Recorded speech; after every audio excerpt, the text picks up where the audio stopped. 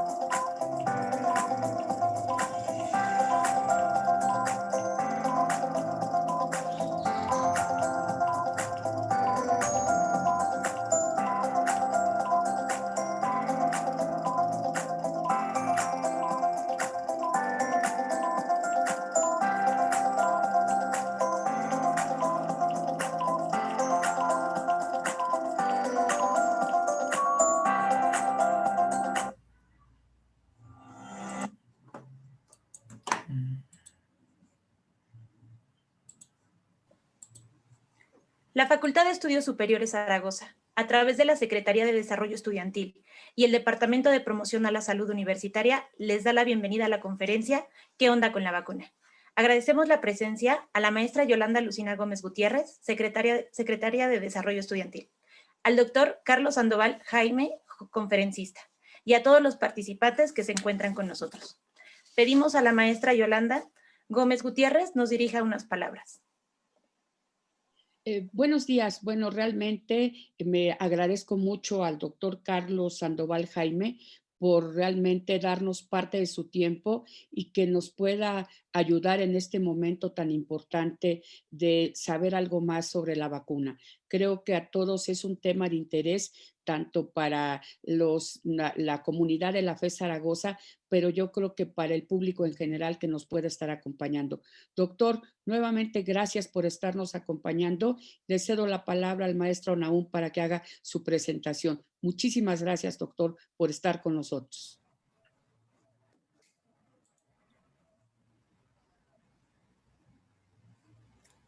Agradecemos la presentación de la doctora Yolanda Lucina Gómez Gutiérrez.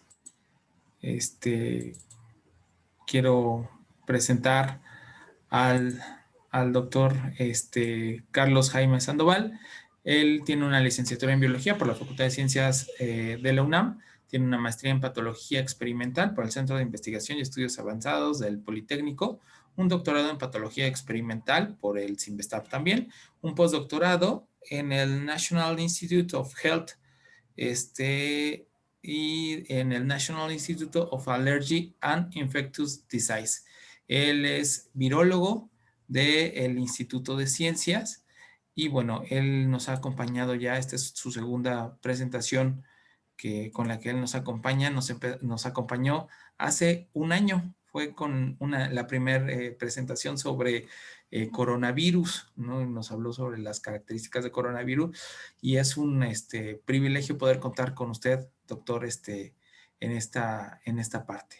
Muchísimas gracias por estar con nosotros y bueno, los micrófonos son todos suyos, doctor, para su presentación. Muchas gracias, agradezco mucho la presentación y la oportunidad de poder hablar a tu público. Muchas gracias a los organizadores.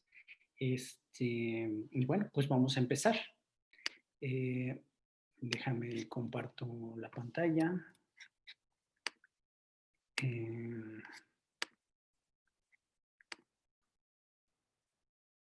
Listo. Ok. Como se mencionó, hace un año nosotros estábamos empezando apenas a conocer qué es lo que estaba ocurriendo, ¿no? Con este brote de esta nueva enfermedad COVID-19 ocasionada por el virus de SARS-CoV-2. A lo largo de todo este año hemos tenido una gran cantidad de pérdidas algunas personas, tanto en el nivel personal como en el nivel económico. Hemos tenido o hemos intentado llevar a cabo todas las medidas preventivas posibles, las cuales siguen siendo nuestra mejor herramienta hasta este punto para tratar de hacer o tratar de reducir el impacto de esta pandemia en nuestra sociedad.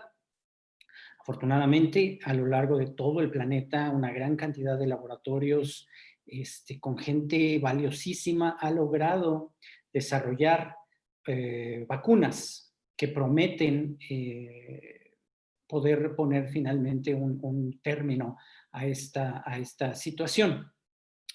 Ha habido o se han desarrollado una gran cantidad de vacunas, una gran cantidad de plataformas de distintos tipos de vacunas en un tiempo récord, ¿no? Esto ha llevado a cabo, esto es gracias a un esfuerzo tanto intelectual como económico como humano, sin precedente en la historia de la humanidad. El día de hoy les voy a hablar un poco sobre cómo es que funciona el sistema inmune, un poco sobre qué son las vacunas, cómo funcionan, y voy a terminar hablando un poquito sobre estas nuevas plataformas que se están utilizando para la vacuna que muy posiblemente nosotros vayamos a recibir aquí en nuestro país. Y al final voy a intentar responder algunas de las dudas que pudieran surgir dentro de lo que yo he alcanzado a leer a lo largo de todos estos meses.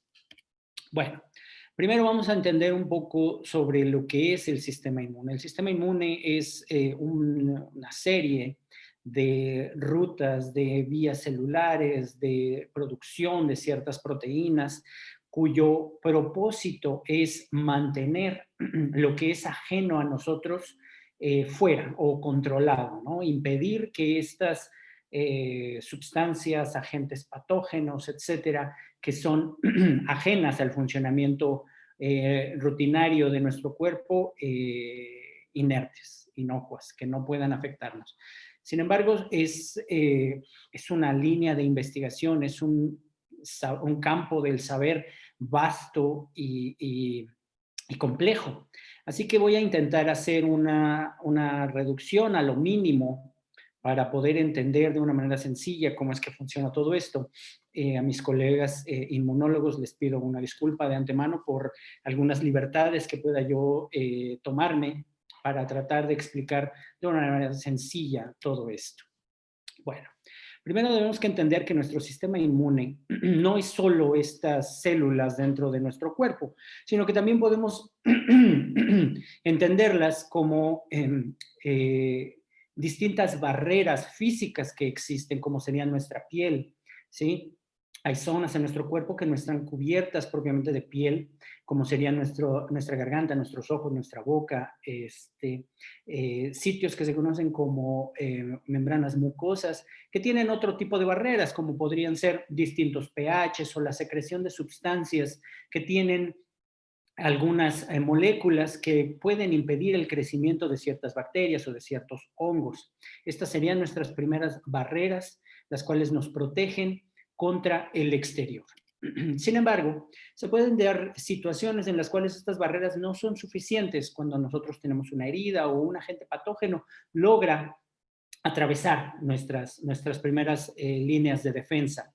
En ese caso deben de entrar a juego otro grupo de células y otro grupo de proteínas que van a atacar de manera indiscriminada a este agente patógeno o a llegar al sitio en el cual se lleva a cabo esta lesión. Lo que estas células y lo que estas sustancias van a hacer es ocasionar un proceso que se conoce como inflamación, en el cual nuestras células y nuestra sangre son reclutadas a esas regiones cuando nosotros tenemos ese dolor, esta inflamación, este tono rojo, este calorcito en esa zona.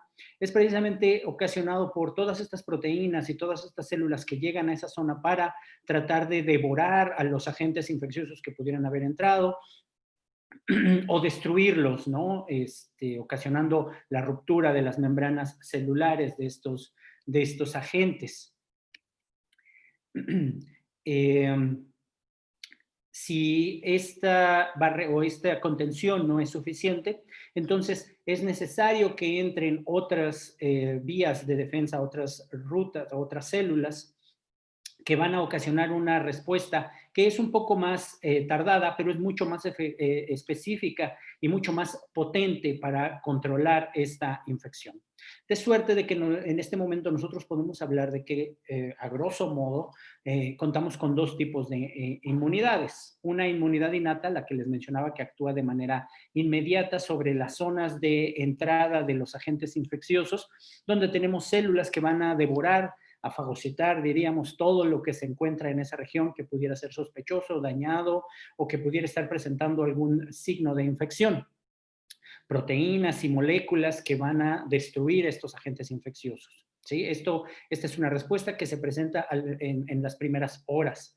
Conforme empiezan a pasar los días, es cuando nosotros tenemos otro tipo de inmunidad que se conoce como inmunidad adaptativa, donde nosotros ya podemos escuchar nombres como sería el nombre de linfocitos B, linfocitos T, células de memoria, estos nombres que han estado empezando a circular mucho ahora en los medios, ¿no? ¿Cómo es que estas células funcionan? ¿Cómo es que estas células se activan? Bueno, regresemos a nuestro dibujito, donde nosotros tenemos una lesión. En este caso, esta persona, bueno, pues tiene un clavo en el pie, y esto ocasiona que se rompan las primeras barreras, ¿no? La piel, las mucosas, el tejido subcutáneo, y ocasiona la entrada de estos agentes patógenos. Bueno, nosotros tenemos células que se encuentran patrullando, se encuentran cerca de la superficie de nuestra piel, y en el momento en que estos agentes patógenos entran, ellas son reclutadas a esa región y empiezan a devorar a estos agentes patógenos, ¿sí? Los empiezan a reclutar. Una vez que estas células han reconocido a estos agentes patógenos y los procesan bajo ciertas rutas celulares, vamos a hablar un poquito más adelante, migran de esta zona de lesión a través de los nódulos linfáticos, a través de la linfa hacia los nódulos linfáticos, donde nosotros podemos encontrar una gran acumulación de estas células que les mencionaba, de los linfocitos B, linfocitos T, y estas células empiezan a reconocer el patógeno que es presentado por estas células fagocitarias que lo recogieron de esta región, lo llevan hasta estos puntos como puntos de control, donde empieza a haber un reconocimiento. Nosotros podemos ver que a lo largo del cuerpo tenemos localizados estos puntos de control, estos nódulos linfáticos, a lo largo de todo el cuerpo, ¿no? Nosotros tenemos estas debajo de las axilas, en los codos, en las ingles, en el cuello.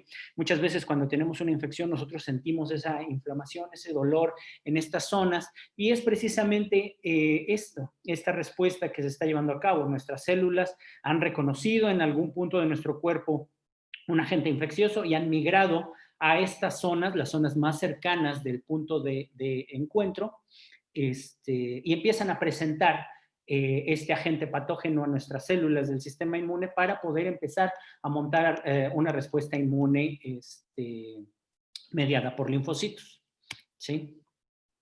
¿Qué es lo que presentan estas células? Lo que presentan estas células fagocitarias se conocen, o estas proteínas se conocen como antígenos.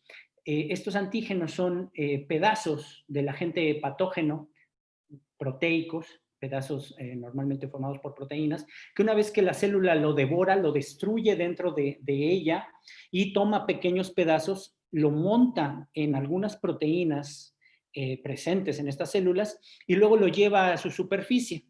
Cuando llega al linfocito, le enseña estas proteínas montadas en estos antígenos montados en estas proteínas a los linfocitos, y si hay una identificación positiva, nuestros linfocitos pueden reconocer de manera específica estas proteínas, entonces se monta una respuesta inmune. En el caso de los virus, normalmente estos antígenos, o los antígenos que pueden llegar a presentar una respuesta inmune más poderosa, son las proteínas que se encuentran en la superficie de los virus. Estas proteínas son necesarias para que el virus pueda infectarnos. Son las llaves de entrada del virus hacia nuestras células. Cuando nuestras células fagocitarias lo destruyen, estas proteínas que se presentan en la superficie normalmente son pedacitos de estas proteínas que nosotros vemos aquí en las espículas, ¿sí? o en las proteínas que se utilizan para entrar a la célula. Entonces, nuestras células presentadoras de antígeno, como les mencionaba, tienen dos distintas rutas para presentar, unas que se conocen como complejo mayor de histocompatibilidad 1 y otras que se conocen como complejo mayor de histocompatibilidad 2. Cada uno de ellos activa diferentes tipos de linfocitos. El complejo mayor de histocompatibilidad 1 activa a los linfocitos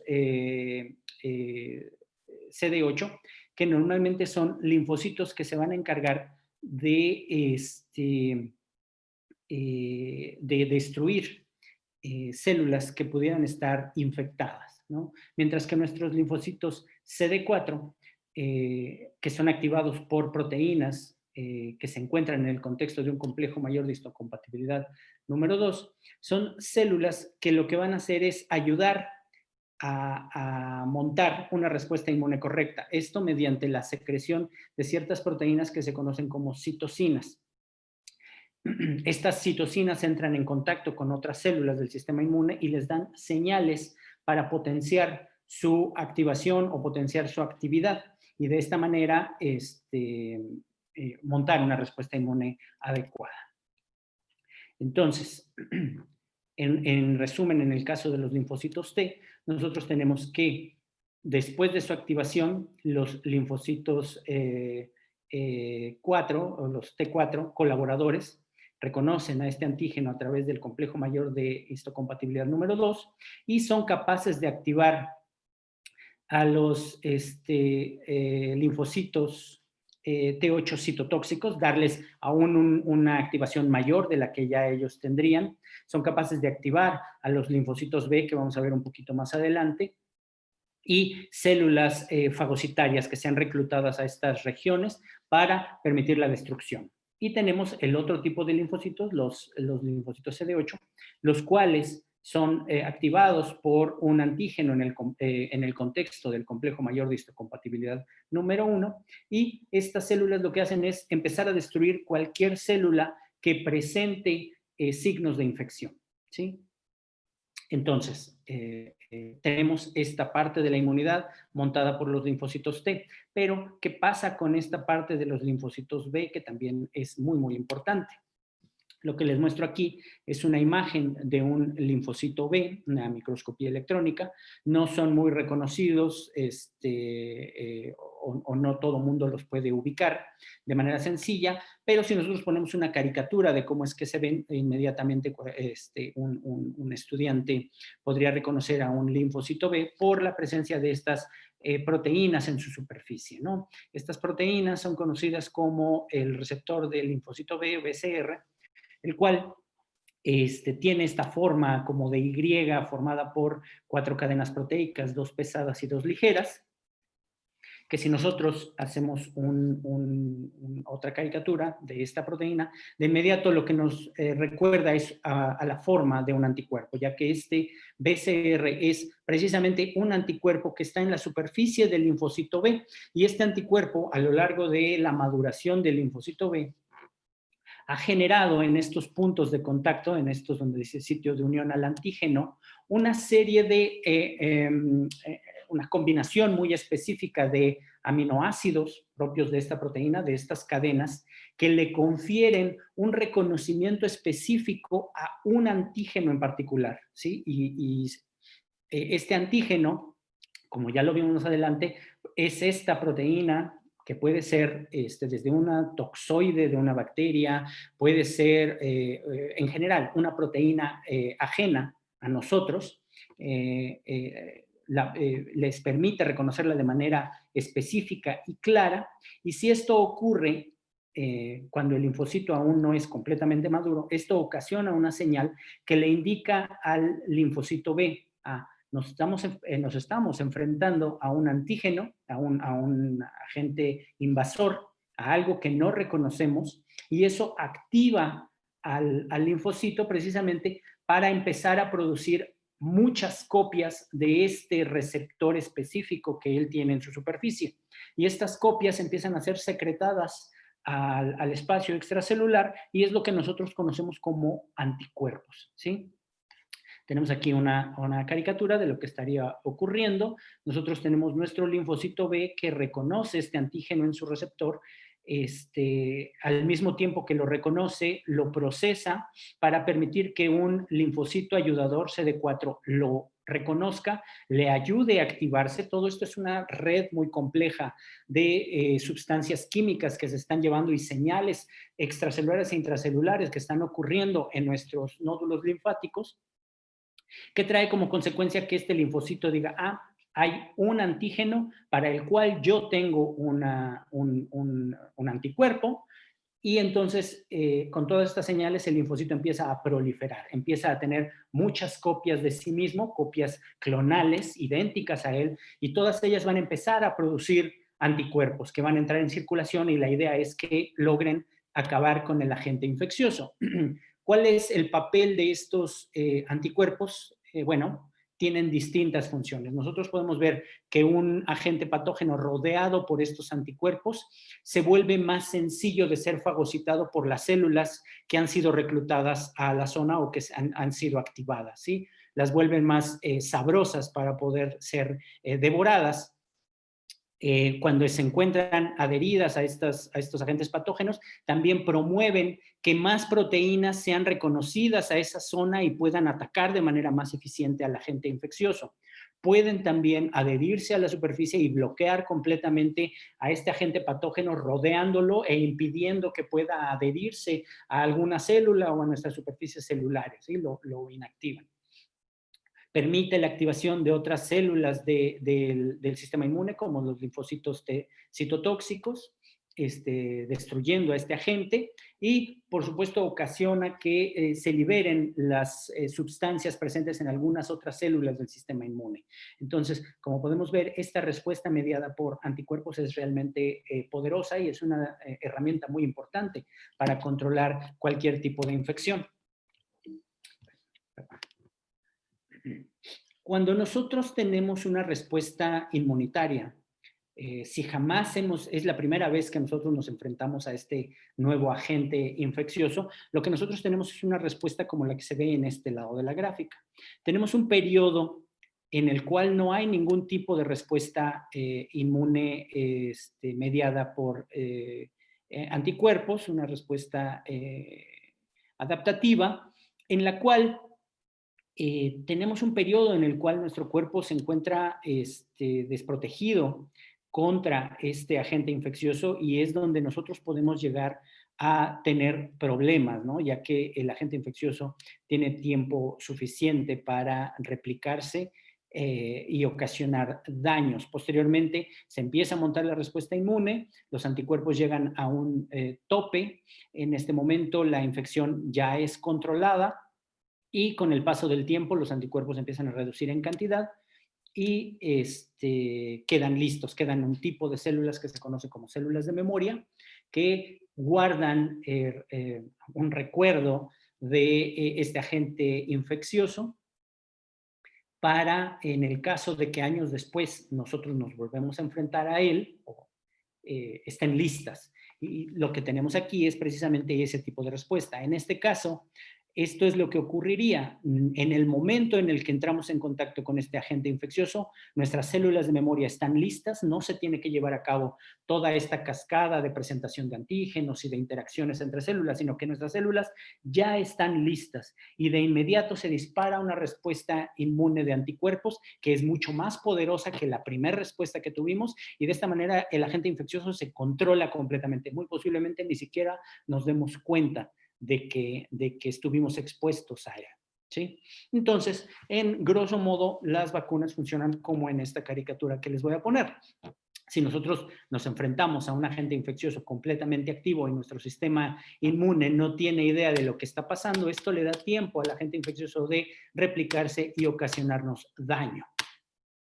Lo que hacen las vacunas precisamente es tomar pedazos o formas debilitadas de este agente infeccioso, presentárselo a un individuo, a una persona, de suerte de que el sistema inmune no lo conoce, pero tiene suficiente tiempo para activarse, llevar a cabo toda esta cascada y neutralizar este agente infeccioso, ¿sí? Y como les mencioné, después de esto quedan algunas células circulando que guardan memoria de este evento de infección que en algún momento tuvimos. El cuerpo cree que fuimos infectados, ¿no? Aunque en realidad lo que se nos administró fue solamente un pedacito o una bacteria muerta, o un virus inactivado, o un virus que no replica muy bien en nosotros, pero le enseña al sistema inmune, ¿no?, cómo combatirlo. Entonces, de suerte, cuando la próxima vez nosotros nos enfrentemos a este agente infeccioso completamente activo y virulento, nuestro sistema inmune está listo para deshacerse de él, ¿sí? ¿Cómo llegamos a este concepto tan interesante de la vacunación? Bueno, hace algunas décadas, ni siquiera demasiado tiempo, sino incluso en el periodo de vida de muchos de los que estamos aquí, se erradicó una enfermedad que había asolado a la humanidad desde centurias. Esta enfermedad es la viruela. Nosotros aquí podemos ver una momia con algunas marcas de viruela, indicando desde hace cuántos años esta enfermedad ocasionaba problemas. Era una enfermedad con una tasa de letalidad de cerca del 30%, que si bien la persona lograba sobrevivir, era muy posible que quedara con importantes secuelas el resto de su vida, y algunas de las más relevantes eran estas marcas que podían llegar incluso a ocasionar problemas en la visión, fuera más allá de la deformidad, ¿no?, ocasionada por ellas. No había ningún tratamiento y lo más que se podía hacer era esperar que la persona lograra sobrevivir, bueno, pues con estas secuelas. Sin embargo, si nosotros observamos pinturas de aquellas épocas, pinturas en las cuales se representaba a las lecheras, a las mujeres que ordeñaban a las vacas, una característica muy, muy recurrente de estas pinturas era que la piel de estas mujeres era muy prístina, era muy clara, era muy tersa, ¿sí? Y esto era una constante en todas estas mujeres. Y lo que se vio es que estas mujeres, o una observación que hizo un naturalista, Edward Jenner, fue que ellas normalmente se infectaban de una enfermedad transmitida a través de las ubres de las vacas. Esta enfermedad se conocía como vacuna, ocasionaba unas llagas en las ubres. Las lecheras, al ordeñar, muchas veces tenían alguna cortada o una herida, y un poco de la pústula o de la pus de esta vaca entraba en la mano, y a la mujer lo que le salían algunas pústulas pequeñas ahí. A lo mejor tenía un poco de fiebre, 1 o 2 días. Después de eso se recuperaba, y estas mujeres ahora eran inmunes a la vacuna y también eran inmunes a la viruela, ¿sí? Entonces, a Edward Jenner se le ocurre hacer un experimento, el cual estaría completamente prohibido en estas épocas, pero lo que hace es que toma a una lechera que tiene pústulas de vacuna y decide inocular a un niño, ¿no? Al hijo de su jardinero, si mal no estoy, lo inocula en el brazo. El niño desarrolla algunas pústulas de la vacuna, un poco de malestar, y una vez que el niño se recupera, toma pústulas de viruela activa, infecciosa completamente, y se las administra otra vez.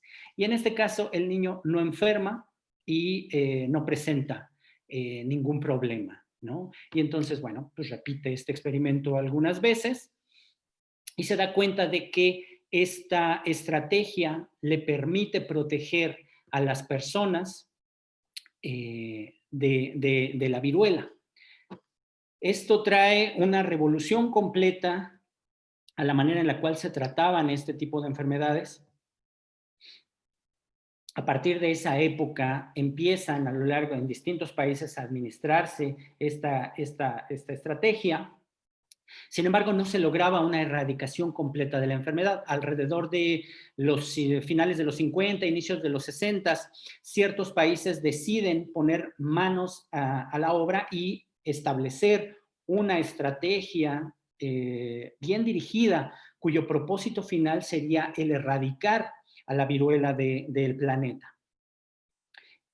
Se llevan a cabo campañas de vacunación controladas, masivas, vigiladas, y finalmente el 8 de mayo de 1980 se declara erradicada completamente la viruela del planeta, ¿sí? Esta es hasta el momento la única enfermedad que se ha logrado erradicar completamente, y todo esto gracias a esta estrategia poderosa desarrollada por Edward Jenner. Sin embargo, y dadas las enormes, es evidente la ventaja de este tipo de estrategias. Sin embargo, podemos ver en periódicos de la época que había muchas personas con dudas e incluso miedos, y que incluso atacaban, ¿no?, a Edward Jenner en sus críticas políticas. Por supuesto, muchas de estas creencias, pues, por supuesto, estaban basadas en el desconocimiento de lo que estaba ocurriendo y del proceso biológico que había detrás de esto, ¿no? Podemos ver aquí algunas caricaturas de personas creyendo que les iban a salir vacas de distintas partes del cuerpo, u otro donde vemos a esta vaca demonio siendo alimentada con bebés por Edward Jenner y algunos de sus colegas, ¿no? Entonces, bueno, pues esto es un fenómeno que incluso este movimiento de personas que tienen dudas es algo común, y la manera en la cual nosotros tenemos que combatir este tipo de creencias es precisamente con la información. No solo la viruela, nuestros bisabuelos, nuestros abuelos vivieron en una época en la cual la polio era una enfermedad muy, muy importante, muy, muy recurrente, que traía como consecuencia, por supuesto, la muerte o la incapacidad completa de algunas personas para poderse desplazar y poder llevar una vida adecuada. En esas épocas era muy común ver estas enormes salas en los hospitales donde se tenían estas máquinas que le permitían a niños dentro de ellas poder respirar, ya que la parálisis había impedido, la parálisis ocasionada por la polio había impedido que ellos pudieran siquiera seguir respirando de manera correcta, ¿no? Estos pulmones de acero existían y el virus pues era capaz de contagiarse a través de los alimentos y de la boca. Entonces, era un problema realmente importante. Sin embargo, por supuesto que contábamos una vez más con estas personas, estos científicos, Albert Sabin y Jonas Salk, que crearon las vacunas contra la polio, la vacuna inactivada y la vacuna viva atenuada, la cual a partir de sus descubrimientos y su aplicación han traído como consecuencia que estos casos de polio que ocurrían por todo el mundo se redujeran de manera realmente importante. No hemos logrado acabar todavía con todos los tipos de polio que existen circulando en el planeta. Sin embargo, cada año hay campañas de vacunación y el fin último de esto es lograr erradicar completamente a la polio como se erradicó a la viruela.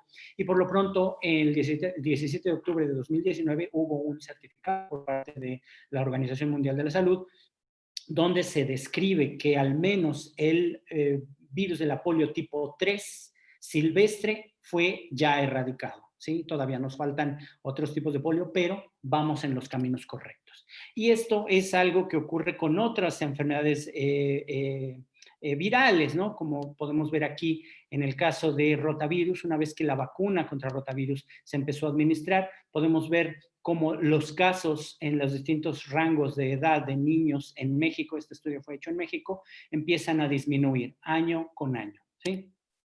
Es evidente la ventaja, es evidente el beneficio de las vacunas, ¿no? Nosotros, bueno, yo soy virólogo, así que lo que les pongo aquí es simplemente una lista de las enfermedades virales que pueden ser prevenibles por vacunación, ¿no? Cánceres asociados al virus del papiloma humano, el herpes zóster, influenza, por supuesto, hepatitis A, hepatitis B, paperas, polio, rotavirus, rubeola, sarampión, varicela, ¿sí? Y esperemos pronto SARS-CoV-2. Sin embargo, es muy importante recordar que las vacunas, si bien protegen a un cierto grupo de personas en la población, hay otro grupo de personas que no pueden ser protegidas por ellas, ¿no? O bien personas muy, muy ancianas cuyos sistemas inmunes ya están muy debilitados y quizá la vacuna no logre montar una respuesta adecuada, o bien niños muy pequeños cuyos sistemas inmunes aún son muy jóvenes y no logran establecer esta respuesta inmune.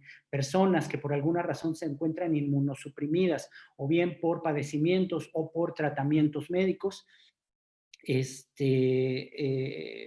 también tendrán problemas para establecer una respuesta inmune adecuada mediante una vacuna. Es por esto que es muy importante que las personas que contamos con sistemas inmunes fuertes, adecuados y que nos encontramos en los rangos de edad en los cuales las vacunas deben de administrarse, debemos de administrárnosla para precisamente proteger a estos grupos vulnerables. ¿Cómo es que esto ocurre? Esto es a través de algo que se conoce como inmunidad de grupo, inmunidad de rebaño, hay quien le menciona, en el cual lo que ocurre es que una población vacunada se vuelve inmune y no permite la transmisión dentro de la población del agente infeccioso. Lo que les muestro aquí es distintos escenarios en los cuales nosotros tenemos porcentajes de personas vacunadas en la población, un 0%, 25, 50, 75, 90 y 95%. Lo que tenemos bueno, todos los puntos son susceptibles de ser infectados, y lo que tenemos en azul es personas susceptibles a la infección. En amarillo, lo que nosotros veríamos serían las personas vacunadas, y lo que podemos ver es la velocidad con la cual estas líneas rojas aparecen, que serían las vías de infección, y cómo estas disminuyen conforme el porcentaje de personas vacunadas se incrementa, ¿sí? Pero bueno, por supuesto, sé que existen muchas dudas, muchos, incluso podríamos llamarles miedos respecto a la vacuna. Insisto, esto es comprensible cuando hay un desconocimiento de cómo es que esto ocurre, ¿no? Entonces, por ejemplo, a lo largo de todos estos años he recolectado algunas de las mentiras que circulan, ¿no? Que lo que ha ocasionado que estas enfermedades que antes veíamos mucho, como la polio, etcétera, ahora hayan disminuido, tiene mucho que ver con la sanidad, con que tengamos baños accesibles, que las personas tengan una mayor higiene. Por supuesto que esto puede tener un impacto muy importante, sin embargo, hay muchos microorganismos que se siguen propagando independientemente del nivel de limpieza que nosotros tengamos. Otras personas dicen que todos los niños deben de en algún momento enfermarse de algunos de estos virus porque pues a ellos les pasó y están de lo más bien. Bueno, algunos de estos niños pueden llegar a presentar formas muy graves de la enfermedad, ¿no? Formas que son perfectamente prevenibles con la vacunación. En el caso del sarampión, muchas personas recordarán, a lo mejor me dio un poco de fiebre, un par de ronchitas y listo, ¿no? Y ahora, vean, inmunizado para toda la vida. Pero hay un porcentaje importante de estos niños que presentan inflamaciones cerebrales, problemas auditivos, que pueden dejar secuelas para el resto de la vida, ¿no? Incluso muerte. Entonces, pues qué mejor que prevenir todo esto con una vacuna. Algunos de los mitos más famosos y de los que han sido más desmentidos, todas estas son mentiras completamente, pero el que la vacuna triple viral, la que previene sarampión, paperas y rubiola, causa autismo. No hay ninguna evidencia de que esto ocurra, no importa lo que escuchen en los medios, la comunidad científica no ha encontrado ninguna relación entre esto. De hecho, el trabajo que originalmente había reportado esto ha quedado completamente descartado. Hubo ahí algunos intereses económicos por parte del que creó esa publicación, y esto ha quedado desmentido completamente. Y otra, ¿no?, que oímos todos los años: la vacuna contra influenza no es muy efectiva y no es necesaria, ya que la influenza pues nada más te da una pequeña gripa. No, la verdad es que la influenza puede ser muy, muy grave. La gran mayoría de las personas que todos los años mueren por influenza son personas que no recibieron la vacuna, ¿sí? Así que incluso al recibir la vacuna, en caso de que llegues a presentar influenza, que ya es complicado, sería una forma muy leve, ¿no? Definitivamente la vacuna te protegerá contra la forma grave que ocasionalmente lleva a la muerte. Existen ahora con esta vacuna también un poco de dudas respecto a las posibles respuestas o la posible reacción que pudiera haber. Bueno, por supuesto, todo medicamento, toda vacuna, todo fármaco tiene un posible efecto secundario, ¿no? En el caso de lo que les muestro aquí, que sería vacuna contra la influenza, que también son muchos de los efectos secundarios que se han descrito para las vacunas contra SARS-CoV-2. Por supuesto, les van a poner una pequeña inyección, así que habrá un poco de dolor en la zona. Por supuesto, habrá un poco de enrojecimiento en la zona. Recordemos cómo se monta una respuesta inmune. Recordemos que células van a ser reclutadas al punto de contacto entre el antígeno y nuestras células, y eso va a ocasionar que tengamos un poco de dolor, un poco de enrojecimiento, ¿no? Habrá un poco de fiebre. Puede ser, es posible, dado que nuestro sistema inmune está reaccionando contra este agente. Por supuesto, también un poco de dolor muscular. Todos estos síntomas han sido descritos en algunas personas a las cuales se les administra la vacuna, no es una generalidad. Y estos síntomas leves son tratados con medicamentos que se encuentran en casa, ¿no? Un poco de paracetamol y no pasa a más.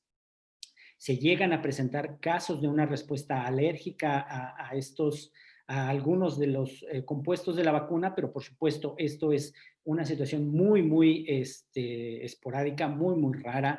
Deben de asesorarse de su médico de cabecera si es que ustedes llegan a presentar respuestas alérgicas de manera rutinaria a otros medicamentos en el momento de administrarse la vacuna, o deben de dar a conocer este tipo de problemas que ustedes pudieran tener a las personas que administrarán la vacuna, y ellos les darán el tren de tratamiento que puedan tener. Quiero comparar estos síntomas que se presentan en el caso de la vacuna de influenza o en el caso de la vacuna contra SARS-CoV-2 que ya viene, contra los efectos secundarios reportados, y estos los pueden encontrar en cualquier libro de medicamentos, contra la aspirina, donde nosotros podemos ver que la aspirina puede ocasionar náuseas, vómito, dolor de estómago, acidez estomacal y, por supuesto, formas graves, ¿no? Taquicardias, vómitos con sangre, etcétera. Todos estos son, por supuesto, efectos secundarios descritos para este medicamento que se llegan a presentar en algunas personas, pero tampoco es una generalidad. Simplemente quiero dejar muy claro que cuando una vacuna es evaluada por las autoridades responsables, autoridades competentes, se lleva a cabo un estudio mucho más profundo que el que se lleva a cabo con muchos de los medicamentos que nosotros tomamos de manera rutinaria y diaria en nuestro día a día. ¿Sí? ¿Cómo se desarrolla una nueva vacuna? Bueno, como han oído, las vacunas tienen toda esta serie de procesos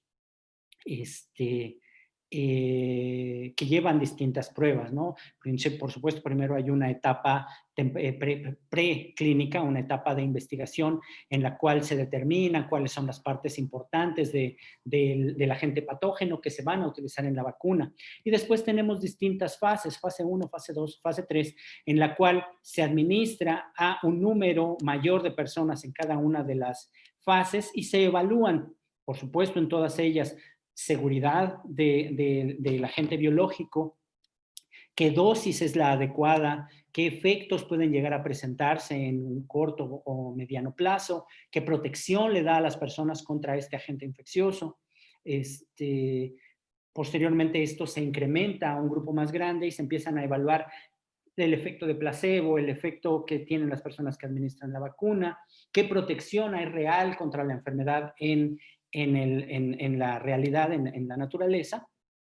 Y estas pruebas pueden llevarse años. Lo que nosotros vemos en este momento con esta vacuna es que las pruebas no han perdido su rigurosidad, pero dada la inversión humana y económica que ha habido, dada la emergencia en la cual nos encontramos, ha permitido que estas pruebas en tiempo se puedan reducir a sus formas mínimas, al grado de que una de las inversiones económicas más importantes es que una compañía, un gobierno, no va a invertir en una vacuna que no ha llegado o que no ha pasado a cabalidad todas las pruebas. En este caso, se empezó a producir distintas vacunas mientras aún se estaban llevando a cabo las pruebas. En el caso de que algunas de estas vacunas no superasen las pruebas, esto era una inversión que se hubiera perdido completamente, ¿no? Pero sin embargo, dada la emergencia, todos estaban bien dispuestos a correr el riesgo. En el caso de coronavirus, lo que nosotros vemos es que la partícula viral está formada por un ácido nucleico, la información genética del virus, que nosotros vemos en esta espiral de color morado, rosa, rodeada por una capa de grasas, una capa de lípidos, que tiene proteínas virales clavadas en su superficie que le permiten infectar a las células. Lo que se vio es que esta proteína, que se conoce como proteína de la espícula, proteína Spike, es la proteína contra la cual se monta una mejor respuesta inmune. Así que los esfuerzos para desarrollar una vacuna están enfocados, en su gran mayoría, a esta proteína. ¿Sí? Aquí tenemos simplemente un dibujito, una vez más, de cómo es que esta proteína de la espícula y el material genético del virus. Lo que les presento aquí es el material genético del virus. No es importante que lo recuerden a cabalidad, pero lo que podemos ver aquí es que cada una de las regiones de este virus codifica para las distintas proteínas que el virus necesita para replicar e infectarnos. Hay una parte muy específica, esta parte marcada como S, que es la que codifica para la proteína de la espícula. Así que los científicos lo que hicieron fue tomar esa región, únicamente este pedazo. Descartaron completamente el resto del genoma del virus, todo lo que lo hace ser el virus, tomaron solamente este pedacito y con él es con el que trabajaron para desarrollar la vacuna que en este momento está por administrarse. Bueno, ya se está administrando en muchas partes del planeta. ¿Sí? Voy a ubicar esta parte. Tenemos entonces que hasta el momento las vacunas que se están administrando en el planeta tienen dos distintas plataformas. La primera es una vacuna que se conoce como de ARN mensajero y un tipo de vacuna que se conoce como de vector adenoviral. Tanto las vacunas de Biotech, Pfizer y Moderna están formadas por estas plataformas de ARN mensajero, y la vacuna Sputnik, la CanSino y la de Oxford AstraZeneca están formadas por estas estrategias del vector adenoviral. ¿Qué es cada una de estas? Bueno, de manera natural, en nuestras células, lo que nosotros vemos o lo que nosotros, o el proceso que ocurre todo el tiempo, en este momento está ocurriendo en todas nuestras células, la expresión de proteínas que nuestro cuerpo necesita para vivir, proteínas que la célula tiene dentro de ella para funcionar, nuestras uñas, nuestro cabello, nuestros ojos, la hemoglobina en nuestra sangre, todas estas son proteínas que nuestras células están sintetizando todo el tiempo. Y todas estas proteínas se sintetizan de la misma manera, con ciertas salvedades, pero bueno. Nuestro ADN, nuestra información genética, se encuentra dentro del núcleo, en el centro de todas nuestras células, se encuentra toda la información que nos hace ser lo que somos. Este ADN no puede salir del núcleo, ¿no? No puede ser reconocido por la maquinaria celular, así que es necesario que sea transcrito a un mensaje que pueda ser leído por la célula. Este mensaje se conoce como ARN mensajero. Este transcrito entonces puede salir fuera del núcleo, aún dentro de la célula, pero fuera del núcleo, y este mensaje es reconocido por la maquinaria celular para producir las proteínas, y cada uno de estos mensajes es específico. Hay un mensaje para, como les mencionaba, la hemoglobina, la queratina, los anticuerpos, etcétera. Todo lo que son proteínas en nosotros es codificado a través de estos mensajeros. Estos mensajeros viven o existen en nuestro citoplasma durante un cierto periodo de tiempo, y una vez que su vida media ha concluido, es degradado, desaparece, y uno nuevo que viene del núcleo toma su lugar y empieza también a ser traducido para producir proteínas. Lo que los científicos hicieron, como les mencioné, fue tomar el genoma, el pedacito del genoma del virus, del coronavirus, que codifica para esa proteína, ¿sí? Él también tiene un mensajero que es el que utiliza cuando entra a nuestras células. Tomaron solamente ese pedacito y lo meten en las células no pueden diferenciarlo de otro mensajero, y empieza a producir proteína viral, solamente la proteína de la espícula, ¿sí? De suerte de que no hay manera de que esa vacuna nos ocasione la enfermedad, no hay manera, porque no está el genoma del virus, ¿sí?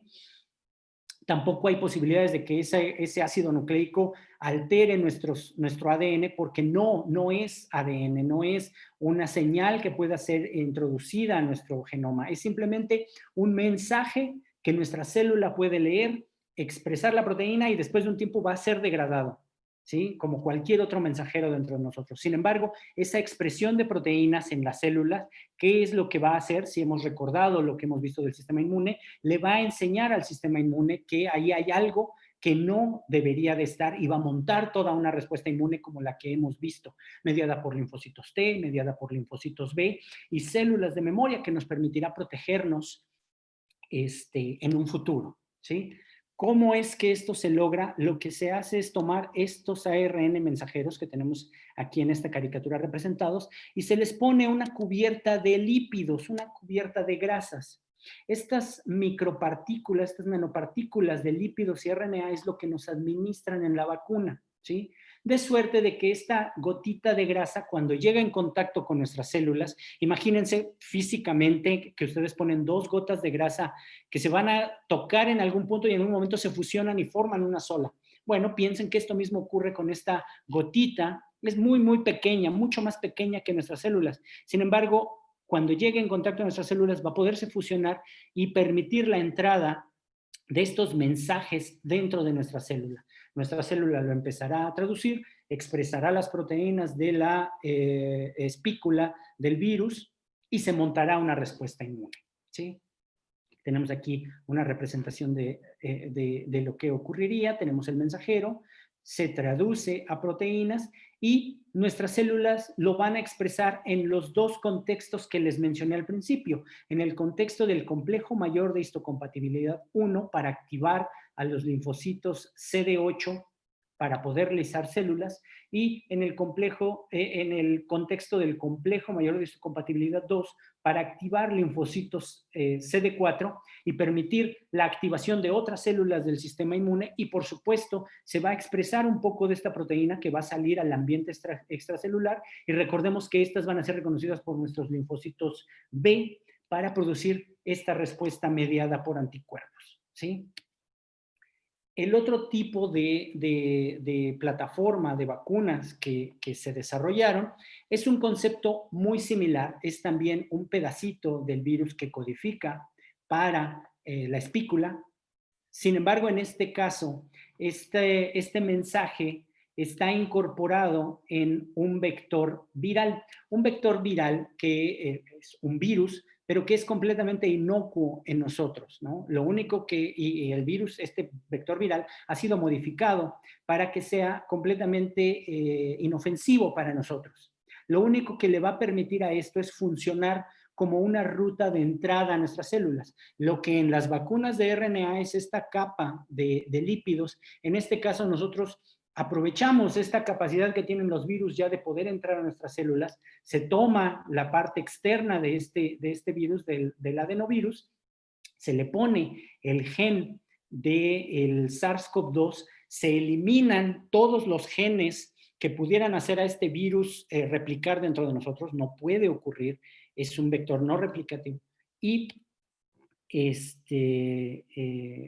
cuando esta vacuna se administra, puede entrar en nuestras células, se expresa de igual manera esta proteína de la cápside, de la espícula, y se monta una respuesta inmune.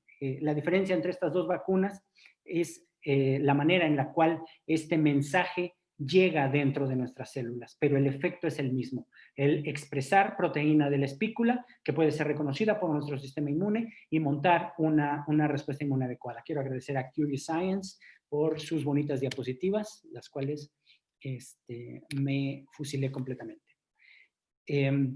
Simplemente para terminar, un mensaje rápido. Vienen las vacunas, viene la campaña de vacunación y esta se empezará a administrar en los grupos de riesgo. Sin embargo, esto está aún todavía un poco lejos de terminar. En la actualidad y en este momento es muy importante que todavía sigamos con las medidas de prevención, ponernos la máscara, mantenernos aislados, evitar la interacción cercana con otras personas y, por supuesto, el lavado frecuente de manos. Esto es muy, muy importante. E incluso cuando ya estén las vacunas, cuando ya estén las personas inmunizadas, es muy importante que sigamos con estas medidas hasta que nosotros no logremos ver en la población general una disminución de casos importantes relacionada a la administración de la vacuna. Estas medidas se tienen que seguir implementando, ¿sí? No podemos bajar la guardia. Es muy importante también que tengamos en cuenta de que una respuesta inmune, como ya les mostré al principio, tarda días o semanas en montarse. Si hoy me administran la vacuna, hoy no puedo yo empezar a bajar la guardia completamente, ¿no? No puedo empezar a visitar gente porque hasta ahorita la vacuna ha demostrado su eficiencia de cerca del 95%, ambas vacunas, con 2 dosis, separadas por 21 días. Así que si hoy me administran la vacuna, yo debo regresar a mi casa, seguir guardando las medidas, esperar 21 días, ponerme mi segunda dosis y después de eso todavía esperar un par de semanas. Y como les menciono, después de eso debemos de seguir con las medidas hasta que no veamos que en la población, no de manera individual, ¿no? En la población los casos disminuyen. Esto es muy, muy importante. Nos tiene que quedar claro que si las vacunas son muy poderosas, es muy importante que nosotros las apoyemos, ¿sí? Con nuestra conducta. Simplemente para terminar, formo parte de la Sociedad Mexicana de Virología, tenemos una página en Facebook, tenemos una página oficial, tenemos una cuenta de Twitter, donde constantemente estamos subiendo información útil, consejos o todo lo relevante que está ocurriendo en este momento relacionado a la virología. En nuestra página oficial contamos también con un par de libros infantiles que tratan de explicarle a los pequeños cómo funciona la inmunidad y qué es lo que está ocurriendo ahorita con esta pandemia. Con esto yo daría por terminado y si tiene alguien preguntas, me encantaría poder escucharlas. Agradecemos por su excepcional participación, doctor, y sí, le voy a leer las preguntas que tenemos. En caso de un paciente alérgico a diversos medicamentos, ¿qué tan recomendable podría ser ingerir un antihistamínico 30 minutos antes de colocar la vacuna? En ese sentido, sí, no podría yo recomendártelo. Definitivamente, si eres alguien que tiene problemas de alergia de manera recurrente y problemas importantes, es muy importante que recurras a tu médico de cabecera para que juntos puedan evaluar las posibilidades de esto. También tenemos otra con respecto a las alergias. ¿Qué pasa con las personas que son alérgicos, como la doctora en Nuevo León, que era alérgica al trimestoprim con sulfamethoxazole y sufrió inflamación cerebral? A ella se le administró la vacuna de Pfizer. ¿Hay posibilidad de que con la vacuna o que con vacunas de otra empresa no se presentara estas reacciones? Es posible, es posible. Esta es una de las grandes ventajas que tenemos de tener estas distintas plataformas. Ahora, esta persona, bueno, en este momento existen las llamadas de alerta para que las personas tomen en cuenta su historial de alergias, sobre todo si tienes una alergia tan importante a un medicamento, pues que recurras precisamente a tu médico, el cual te está controlando. Hasta ahorita, en el más de 1.800.000 vacunas que se han administrado en Estados Unidos, ha habido únicamente, creo que 20 o 21 casos de alergias. Estos casos se presentaron en los 30 minutos siguientes después de administrada la vacuna. Así que una de las estrategias que se están teniendo es precisamente saber el historial de la persona. Si la persona tiene un historial importante, hacer un seguimiento de ella a los 30 minutos después de administrada la vacuna y si se llega a presentar algo, parece ser que lo que, insisto, esto es lo que yo he leído, sin embargo, no soy médico, así que asesórense por su médico, pero a estas personas se les administró epinefrina y parece ser que respondieron bastante bien. Hasta ahorita no tengo reporte de ninguna persona que haya fallecido por ese tipo de cosas. Sin embargo, las instituciones gubernamentales, científicas en los Estados Unidos, sugieren realmente que las personas que no tienen formas graves de alergias se administren la vacuna y las personas que pueden llegar a presentarlo vayan con el conocimiento y la asesoría de un médico.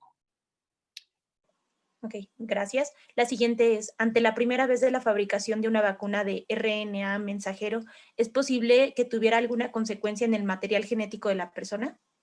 Si bien esta es la primera vez que este tipo de vacunas se administran de manera general en la población y se han autorizado por la situación de emergencia, la inmunización utilizando moléculas de ARN es un campo de estudio de más de 30 años, igual que el de los vectores adenovirales. Es una estrategia que ya tiene muchos años evaluándose. Si bien es, como bien menciona, la primera vez que lo vemos en el día a día, en nuestra vida diaria, hay mucha experiencia detrás de ella. Y por supuesto, como les mencionaba, no hay ninguna manera en la cual estas moléculas puedan afectar tu información genética. No hay ninguna.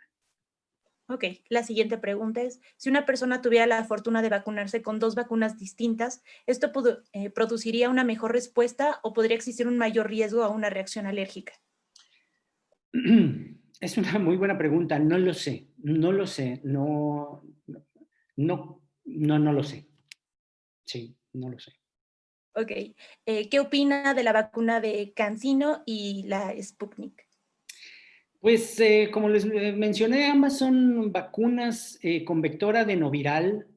Aún falta un poco de evaluación en el caso de ambas vacunas, me parece. Creo que todavía se está tratando de determinar completamente sus últimas etapas de evaluación. Entonces, de momento parecen prometedoras, pero yo me esperaría a tener un reporte oficial, ¿no? Con todos los números. Ok. La siguiente pregunta es, en caso de la vacuna rusa Sputnik, ¿por qué se da el rechazo general ante el desarrollo de esa vacuna? No es que haya un rechazo, pero bueno, pues date cuenta de que precisamente estas vacunas, las de mRNA y la de AstraZeneca, han tenido una investigación exhaustiva, ardua, han hecho públicos tanto sus descalabros como sus éxitos, y aún así hay muchas dudas, mucha desconfianza respecto a ellas. Entonces ahora pensemos en unas vacunas en las cuales todavía no se ha abierto completamente toda la información. Entonces, es muy importante que seamos muy precavidos en ese sentido, porque imaginemos que se autorice una vacuna, ¿no? Dadas todas estas dudas, que la población en general, algunos, pues bueno, sí ya están cansados, algunos se administrarán la vacuna que sea, pero si empiezan a aparecer efectos secundarios importantes, eso va a traer completamente que las personas dejen de creer completamente en las vacunas. Y es algo que nadie se puede dar en ese momento el lujo de tener, ¿no? Entonces, es muy importante. No es que haya una desconfianza como tal. Bueno, hay una desconfianza, por supuesto, en el sentido de que todavía no están todas las pruebas realizadas, pero si las autoridades responsables presentan todas las pruebas y todas las evidencias, no veo por qué no haya una aplicación de estas vacunas. Ok, la siguiente pregunta es evidente que con ser vacunados no basta. La vacuna nos protege al 100%, no nos protege al 100%, y que en el momento de inocular, guarda células de memoria para que los agentes dañinos de la enfermedad no sean graves. Entonces, ¿la vacuna Pfizer tendría la misma eficacia en personas vulnerables? Bueno, efectivamente, hasta ahorita yo no sé que exista una vacuna, ninguna, que prevenga el 100%. Un 90-95% es algo, es algo extraordinario realmente. Efectivamente, se planea o se espera que se cree una respuesta de memoria. Esto aún se está evaluando, o sea, la vacuna se ha empezado a administrar apenas hace unas semanas, entonces aún se está evaluando qué tanto va a durar esta respuesta inmune, qué tan eficiente va a ser con el paso del tiempo.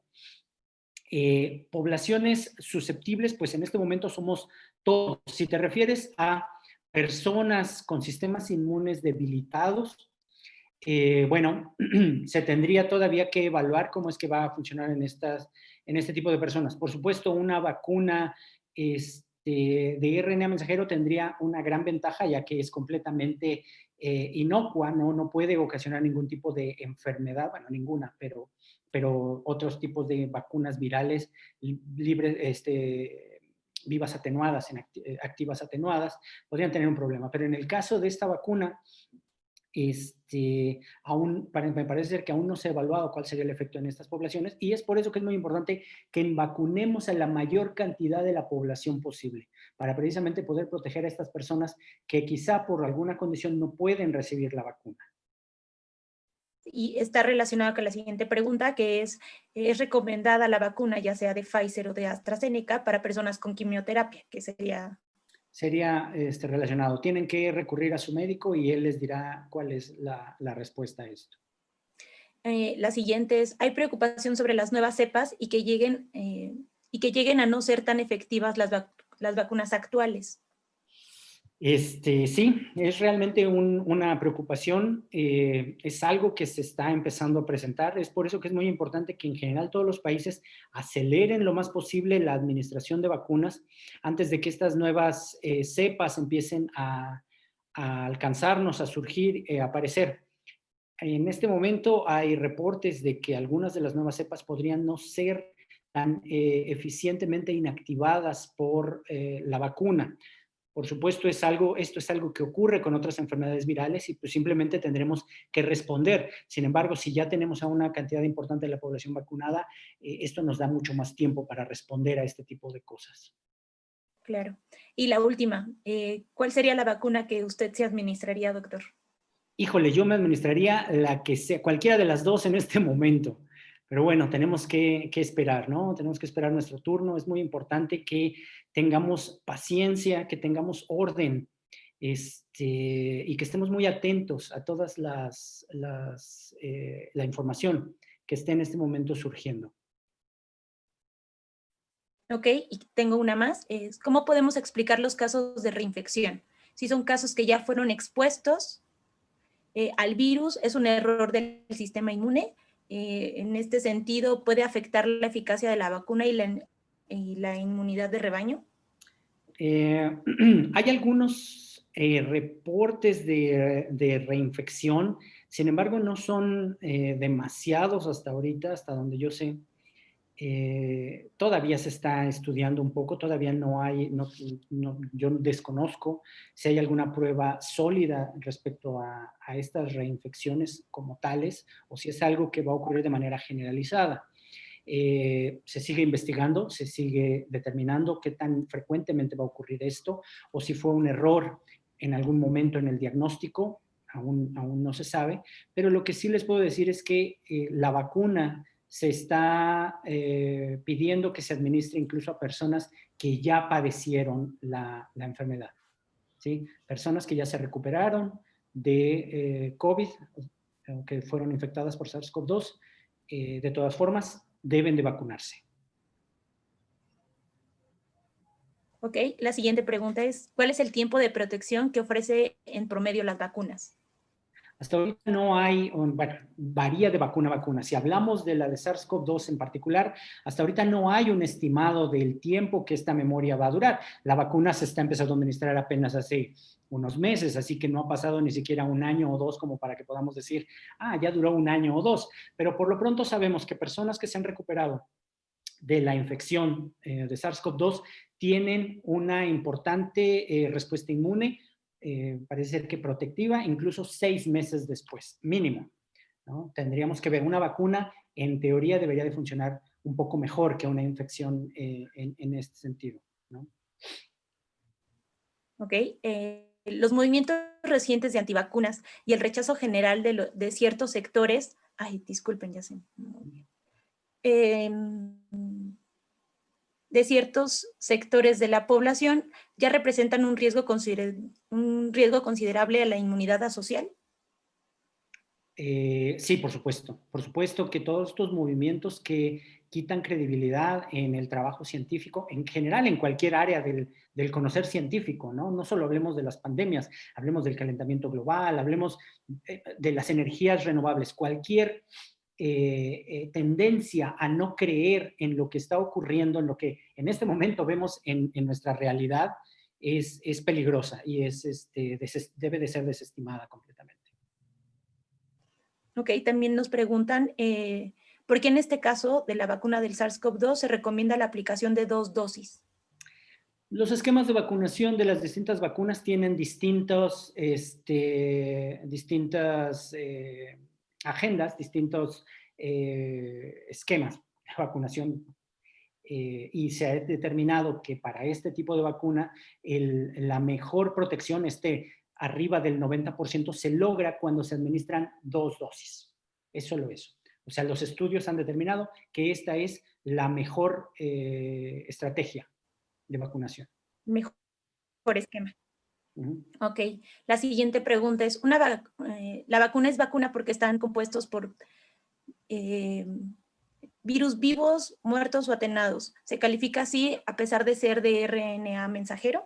Vacuna se convierte ahora en un nombre genérico para cualquier biológico que administre un antígeno y que permita montar una respuesta inmune. Y creo que ya es la última, doctor, la inmunidad que generan las personas, ¿qué podría platicarnos acerca de la inmunidad que generan las personas que ya han pasado por la enfermedad del coronavirus y que se han curado siguiendo las medidas necesarias? Lo que les menciono, en teoría, estas personas debieron haber montado una respuesta inmune como la que les describí, con todas nuestras células interactuando de manera correcta y montando una respuesta mediada por anticuerpos, los cuales en algunos casos incluso pueden ser detectados por pruebas, ¿no? Existen estas pruebas de detección de anticuerpos que nos permiten saber si nosotros tenemos una respuesta inmune adecuada. Y lo que sabemos es que en un estudio realizado, ahorita no recuerdo el nombre del autor, qué pena por él, 86 distintas personas que sobrevivieron, se les siguió durante 6 meses y se evaluaron los distintos tipos de respuesta que estas personas tenían y se determinó que durante el periodo del estudio, que fueron 6 meses, hubo presencia de anticuerpos de respuesta celular, tanto de linfocitos T como de linfocitos B, y presencia de células de memoria. Entonces, parece ser que en este estudio la respuesta inmune se montaba de manera adecuada. Insisto, esto no excluye que si tú ya te recuperaste, no te administres la vacuna. Vacúnense cuando tengan la oportunidad. Ok. La siguiente pregunta es, ¿existen variables o condiciones que lleguen a afectar el funcionamiento de las vacunas antes o después de ser administrada? Hasta ahorita yo no tengo ningún reporte, o sea, no hay nada que diga, deben de estar, prepararse de esta manera para poderse administrar las vacunas. No hay ninguna. Hay por ahí circulando en la red algunos que dicen, no me acuerdo, pero vayan ayunas. No, nada de eso es cierto. Ustedes vayan y administren su vacuna. Solamente hubo, en el caso del Sputnik 5, hace unos meses, que decían que no había que beber alcohol, no me acuerdo si antes o después, pero bueno, la verdad es que no lo tengo muy presente. Cuando llegue la vacuna, ese tipo de cosas se darán a conocer. Pero en el caso de Pfizer y AstraZeneca, hasta ahorita no hay ninguna. Salvo en el caso de que hayan sido ustedes tratados con esta terapia experimental de sueros de pacientes recuperados. Eso quiere decir que ustedes tienen en la sangre un montón de anticuerpos, ¿sí? Si ustedes administran la vacuna, muy posiblemente la vacuna sea neutralizada por esos anticuerpos antes de que se logre montar la respuesta inmune adecuada. Entonces, parece ser que hay un periodo de espera. Si ustedes fueron tratados con esta estrategia, que no sé qué tan abundante fue en nuestro país, pero hay un periodo en el cual ustedes tienen que esperar a que estos anticuerpos bajen y entonces ya se pueden administrar la vacuna. Ok. La siguiente es, entiendo que la vacuna toma acción con RNA mensajero. Si al final el RNA mensajero se renueva y llega uno nuevo, entonces ¿no se perdería la efectividad de la propia vacuna? Acuérdate que este mensaje lo que va a hacer es simplemente, cuando entra a la célula, producir un montón de proteína de la espícula, ¿sí? En la célula y en los alrededores. Ese mensaje después queda destruido, pero nuestras células ya reconocieron esta proteína y ya empezaron a montar la respuesta inmune. Nuestras células en ese punto, una vez que se llevó a cabo el reconocimiento, ya no necesitan más de esta proteína en ese momento. Sin embargo, en algunas personas lo que se ha visto es que a lo mejor esa primera respuesta no es completamente eficiente y es por eso que se da esta segunda dosis. ¿Sí? Se vuelve otra vez y nuestras células que ya están un poco listas vuelven a reconocer y esto incrementa la respuesta. ¿Sí? Pero el mensajero que entra originalmente sí tiene una vida media, la verdad es que no sé, voy a investigar el dato porque me parece interesante, una vida media para expresar un poco de proteína de la espícula y desaparece, pero la proteína queda ahí. ¿Sí? Ok. Y la última es, ¿sería posible contrarrestar el virus sin alguna vacuna? Pues no.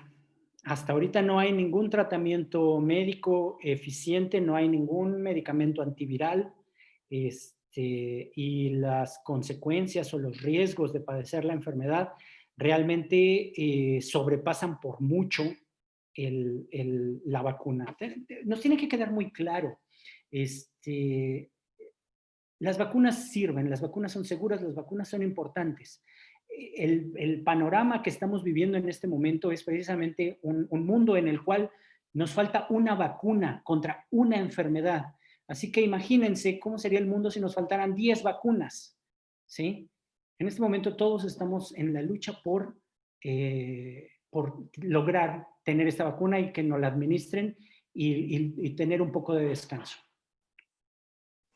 Bueno, esas serían todas las preguntas, doctor. Agradecemos que las contestara también por el tiempo y solicitamos al maestro Alberto Nahum Martínez Peredo, jefe del Departamento de Promoción a la Salud Universitaria, nos dirija unas breves palabras.